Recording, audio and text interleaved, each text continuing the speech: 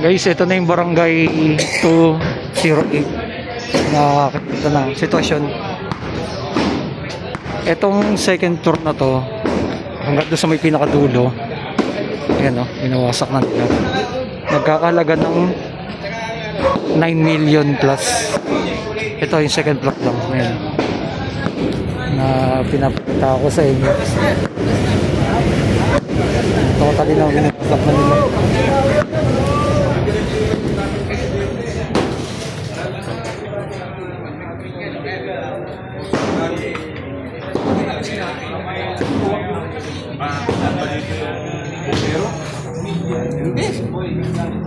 Diba? Oh. Tapos isa pang responde ang mga emergency na dito. Tapos di makakadaan, sayang. Isa pa yung pinaponsel na engineer, yung poste lang. Isama mo yung road in back sa pa... hindi ba yun? Yung poste ng PLDT ba yun? O, ng isang mga tilgos. O. Nakaharap na po mismo sa kalsada doon. Di ipapa-transfer natin sa Meralco. Yun. Tama? Kaya nga siguro nilagay dyan para siguro dyan tinuro ng barangay. Na para hindi na mag-iba. Asan ba tingnan mo doon sa kabila. Tingnan mo yung mga poste doon. Naka doon hilera. So, dito, ginawa. Parang nakahilera dito sa pader na to. Ito nilagay. Pero ito kasada talaga. Ha? Kasada talaga. Ito, Samal Street. Samat. Samal ba? Samal Street. Tapos, may isa pa silang concern engineer. Matagal na rin daw talaga itong pinapadaanan kasi kita-kita may naka-elevate yung doon. Kahit na naka-elevate, pwede naman niyang gawin ng paraan para yung level doon. Alagyan ng rampa. Hindi naman problema yun. Yung mga binabati ko sila na ganito, ganyan. Pwede ba yun? Para lang hindi mag-iba ito. Una, alam nila na ito nasa pagkaita. Pinatolerate na lang natin yan dahil kailangan na gamitin nila. Pero actually, sabi nga ng ating presidente, alisin lahat yan. Bangketa yan eh. Kalye yan. Engineer, ilan pa lahat ang mga barangay hall sa Manila ang obstruction sa bangketa? Wala akong datos, pero marami yan. Marami. At naka-schedule na yung mga Engineer, isa pa sinasabi nila yung mga nag-aaral na estudyante na yung mga bata daw kawawa daw po. Dahil ito, giniba na daw mismo yung daw nila. Kung pa alam naman nila na iyan ay kailangan i-vacate nila. Nakasat sa notice, i-vacate na nila ito. Barangay structure. Hindi pwede sabihin nila na kailangan ng daycare. Ang DSW nagsabi na sa kanila na kailangan alisin na nila yung mga bata. So may mapaglipatan na naman yan. Meron yan. Ang nag-handle niyan ay ang Manila Department of Social Welfare. Thank you, Engineer. Thank you, Engineer. Okay, dating sitwasyon ngayon dito, makikita ninyo. Ito, second floor lang po yan. Ito kasi dating barangay Huling Green. At yan na. Yan. Tagal talaga wasak. Yan na, may naso na bago lang. Mga ilang buwan pa lang yan, bro. Ilang buwan pa lang. Ano pa lang, no? ito yung kabisado. Di pa siya totally tapos. Ay finishing touches na lang. 0.7 na jet. Wasak na. Napansin. Apat. Na. Kabisado. Daan talaga ng mga motor. Ayun daan talaga.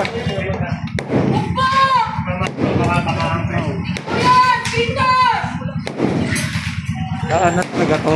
Malit na lang tayo yung mismo daanan. Ayun, mga motor na nakakadaan dito.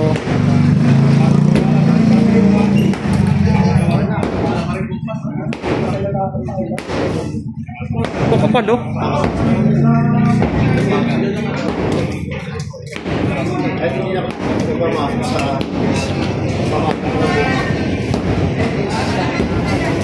Samal Street.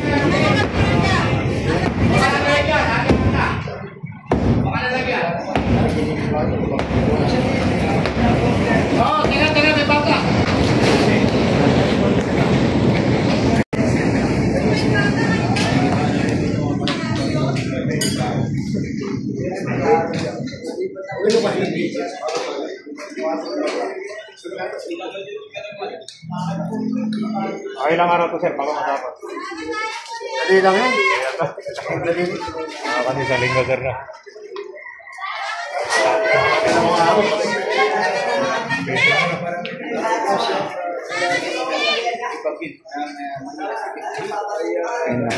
Tuloy-tuloy na titibag.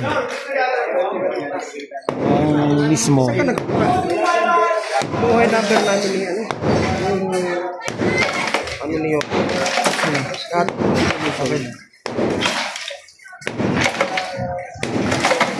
So, kasama natin si General Sukat. Kasama natin. Yun, pabitaw. Mainit. Pans ka niyan eh. General. Pans ka niyan eh.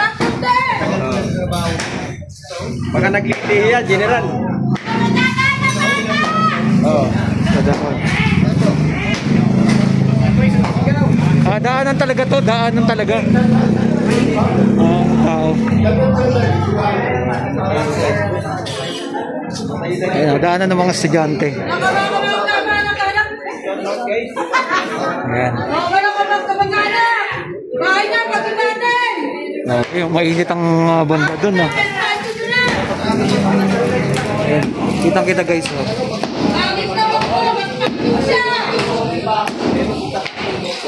Wasak. Second floor. Yung kabila ay wasak na rin.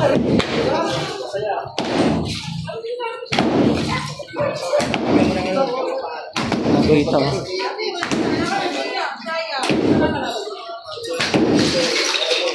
$9 million project.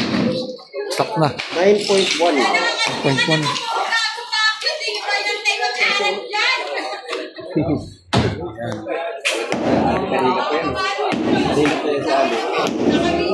Kung naglilihi yan, baka nakulan.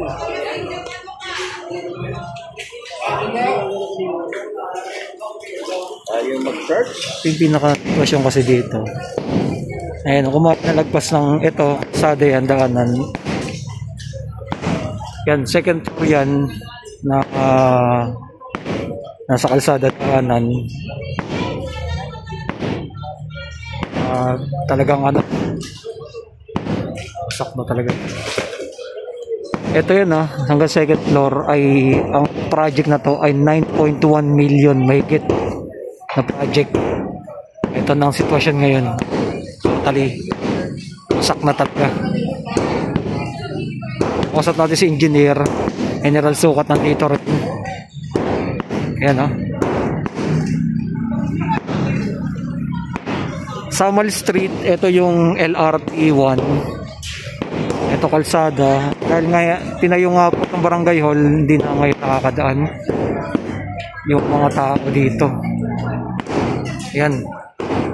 Like and comment and share kung masabi niyo po dito sa pinagawa dito na barangay 208 na ngayon ay wasak na.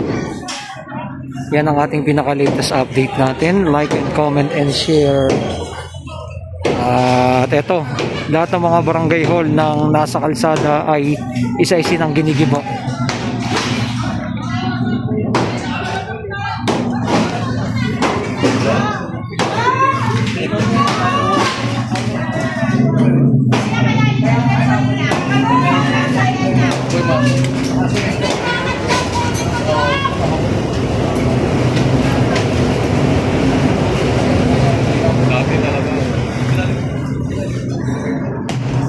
Sako.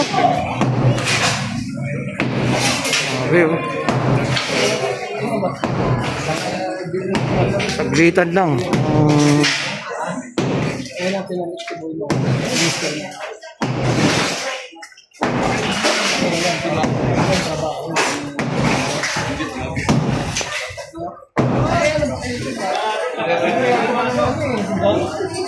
nawasak na.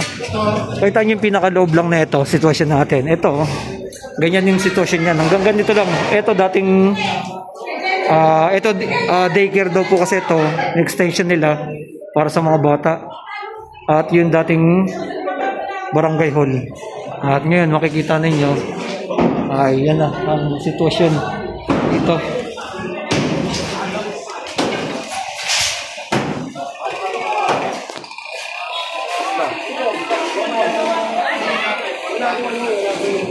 Ayan na. Like and comment and share ninyo kung ano masabi nyo dito sa may barangay hall na 208 na tuluyan ng nawasak na. Ayan. General Sukat tsaka si engineer nandito at lahat ng mga grupo. Talaga totally.